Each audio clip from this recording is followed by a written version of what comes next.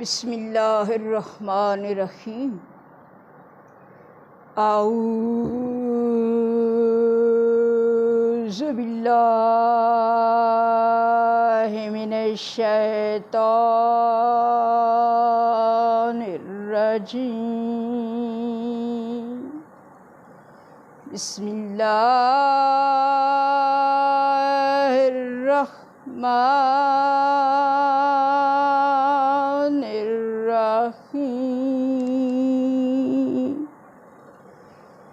اللہم کن لولیک الحجۃ ابن الحسن العسکری صلواتک علیہ وعلی آبائی فی ہذہ الساعۃ وفی کل ساعۃ ولیًا وحافظا وقائدا وناصرا ودلیلا وعینا حتی تسکنہ ارضک طوعا وتمتعہ فیہا طویلا۔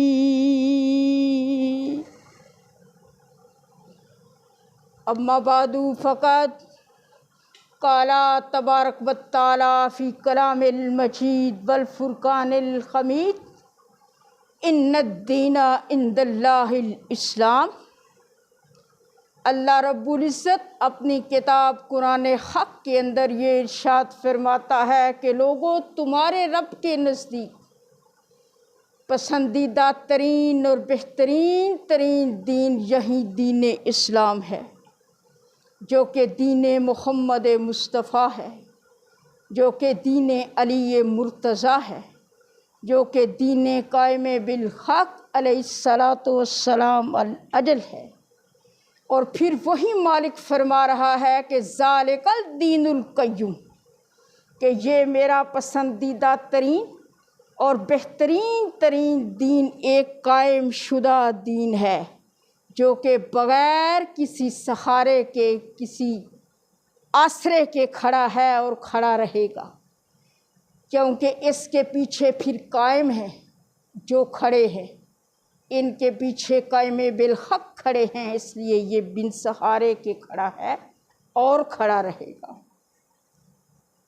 تو سامعین گرامی، پیغمبر حق صلی اللہ علیہ وآلہ وسلم کا فرمان ہے، لوگوں تم نماز اس طرح سے پڑھو جس طرح سے مجھ محمد مصطفیٰ کو پڑھتے ہوئے دیکھو۔ تو یہاں پر ایک سوال پیدا ہوتا ہے کہ اے اللہ کے نبی، آپ کو تو فقط وہی لوگ دیکھ سکتے ہیں جو آپ کی آیات ظاہریہ میں موجود تھے اور آپ کے پیچھے پڑھ رہے تھے۔ یہ جو ہم بعد میں آنے والی نیو جنریشن ہے، یہ کیسے آپ کو پڑھتا دیکھیں اور کیسے اس طرح سے پڑھیں؟ آواز رسالت آئی، دیکھو لوگو، تم پھر میری آل کی طرف رجوع کرنا۔ وہ نہ فقط تمہیں بتائیں گے بلکہ باقاعدہ پڑھ کر سکھلائیں گے کہ کیسے پیغمبر حق صلی اللہ علیہ وآلہ وسلم پڑھتے تھے۔ تو آئیے ذرا آل کی طرف رجوع کرتے ہیں کہ یہ بتائیں پیغمبر حق نماز کیسے پڑھتے تھے۔ تو آواز آئی، دیکھو لوگو، پہلے وصی پیغمبر اور امام حق نے تو سب سے پہلے نماز پڑھی، پھر دوسرے نے پہلو رسالت میں پڑھی، پھر تیسرے نے پشتے پیغمبر پہ پڑھی۔ اب جب پہلے نے بعد رسالت لوگوں کو نماز پڑھائی تو نماز ختم کرنے کے بعد لوگ یہ پکار اٹھے کہ آج ہم نے وہ نماز پڑھ دی جو ہم محمد مصطفیٰ کے عہد میں پڑھا کرتے تھے۔ سمجھ میں آ گیا جو نمازیں درمیان میں پڑھی جاتی رہیں وہ محمد مصطفیٰ کی طرح نہ تھی، کوئی اور طرح تھی۔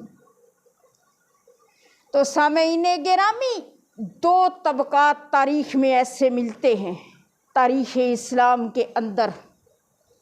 جن کی اس وقت بھی عزت و تکریم بوجہ رسالت تھی اور آج بھی عزت و تکریم بوجہ رسالت ہی ہے، ان میں پہلا طبقہ ازواج پیغمبر کا ہے اور دوسرا طبقہ اصحاب پیغمبر کا ہے، اور ان دو کے درمیان پھر ایک تیسرا طبقہ ہے جو کہ اہل بیت اطہار علیہم السلام کا ہے۔ یہ وہ طبقہ ہے جن کی عزت و تکریم خود بادشاہ رسالت ان کے دروازے پر کھڑے ہو کر آیہ تطہیر کی تلاوت کر کے ان کی حرمت کا، ان کی عزت و تکریم کا، ان کے مقام و مرتبے کا اعلان فرمایا کرتے تھے۔ تو سامعین گرامی، پتہ چلتا ہے کہ سیاہ ستا کی کوئی 6 کتابیں جو ہر خاص و عام کی نظر سے گزرتی ہی رہتی، ان میں پورے 15,000 اصحاب کا ذکر آیا ہے، اصحاب رسول کا، اور پھر مذہب اہل حق کا یعنی مذہب اہل بیت کی بکس میں 7,000 اصحاب رسالت کا ذکر موجود ہے، مگر یہ حق الحقانیت ہے کہ نہ تو وہ سیاہ ستا والے کوئی 15,000 بالکل برابر تھے، کوئی ان میں ایکویلٹی تھی، اور نہ ہی یہ مذہب حقہ کی کتابوں والے 7,000 کوئی بالکل ایک جیسے تھے، اور عہد رسالت میں بھی یہ لوگ اپنے نظریات، اپنے افکار، اپنے اعمال، اپنے اقوال کے لحاظ سے بالکل بھی برابر نہ تھے، ان میں بہت زیادہ ڈفرینسز تھے، مگر 7 ایسے اصحاب عظیم ملتے ہیں تاریخ اسلام کے اندر جو عہد رسالت میں بھی بلند ترین مرتبے پر فائز تھے اور آج بھی ہیں اور ہمیشہ رہیں گے۔ تو ان 7 اصحاب عظیم کے اسماء گرامی نے تاریخ میں کچھ اس طرح سے آئے ہیں۔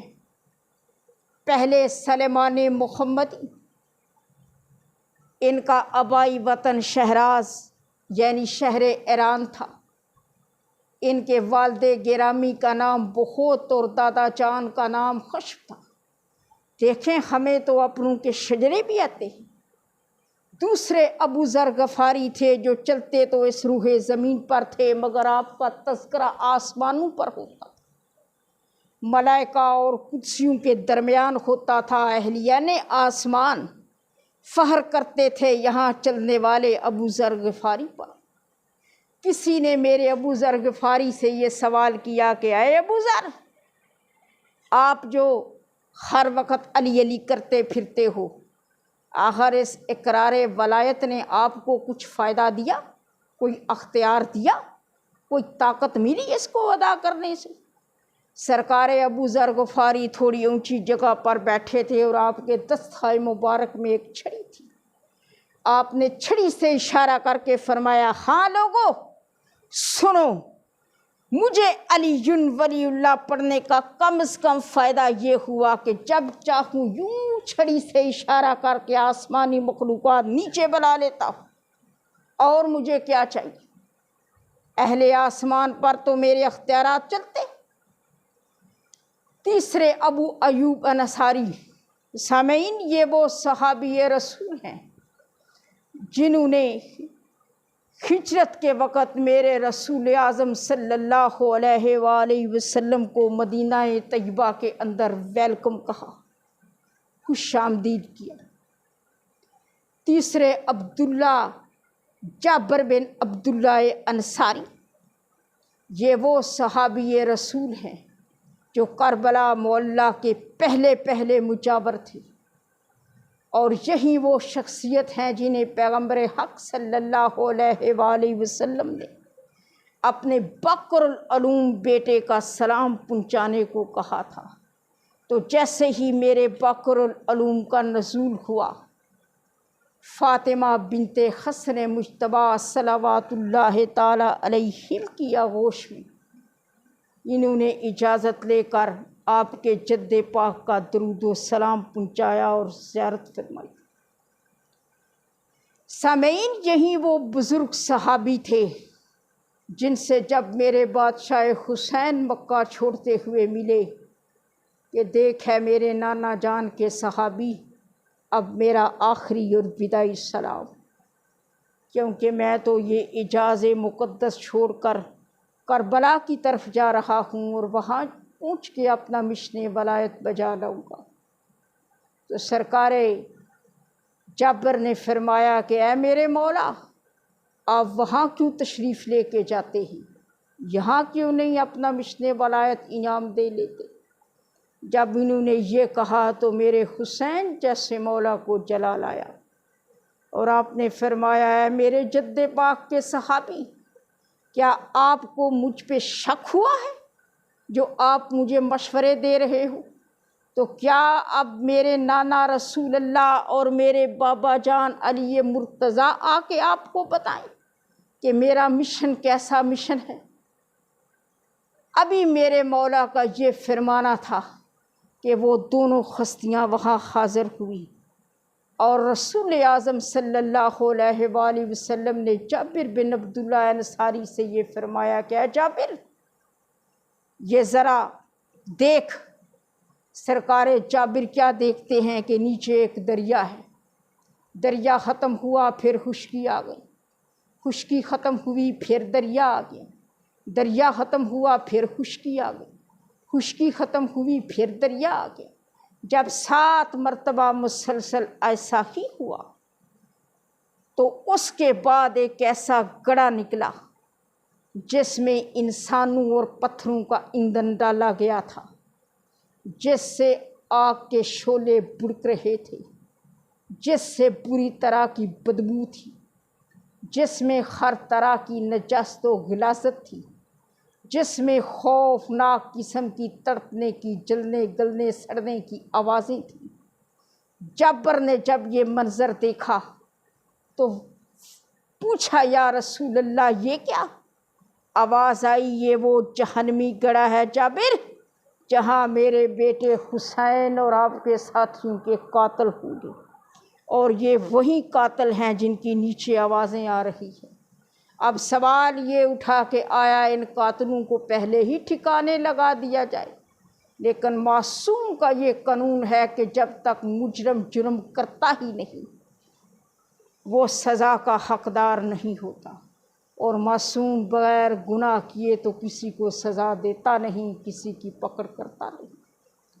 تو سامعین گرامی، 5ویں مقداد بن اسود، یہ وہ صحابی رسول تھے جو بعد رسالت بھی مدینہ ہی میں رہے اور اپنے مالکوں یعنی آل رسول کے طرفدار رہے، وفادار رہے، ہمدرد رہے، احساس کرنے والے رہے، آپ کے پیچھے چلنے والے رہے۔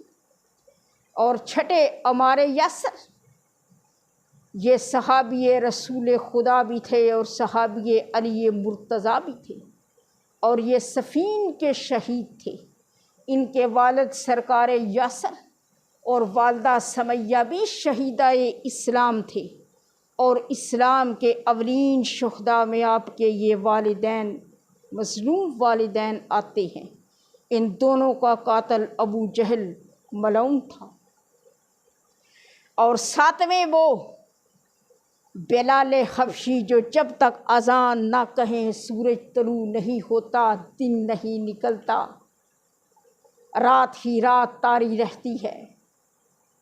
بتایا گیا ہے کہ جب سرکار بہلول علی ولی اللہ والی اذان مکہ و مدینہ میں کہتے تو منافقین کے سینے چاک ہو جاتے، اسی لیے تو وہ آ کر کہتے یا رسول اللہ اسے ہٹا دیں، یہ اذان ٹھیک نہیں دیتے۔ تو سامعین گرامی، نہ تو سیاستہ کی ان 6 کتابوں میں جو موجود 15,000 اصحاب ہیں، ان 15,000 میں کوئی ان 7 جیسا ہے، اور نہ ہی مذہب حقہ کی مذہب حقہ کی کتب حدیث کے اندر جو 7,000 ہیں ان میں سے کوئی ان 7 جیسا ہے۔ یہ 7 ان سب سے الگ اپنی ایک انفرادی مرتبت کے حامل ہیں، اپنا ایک انفرادی اور منفرد مقام رکھتے ہیں۔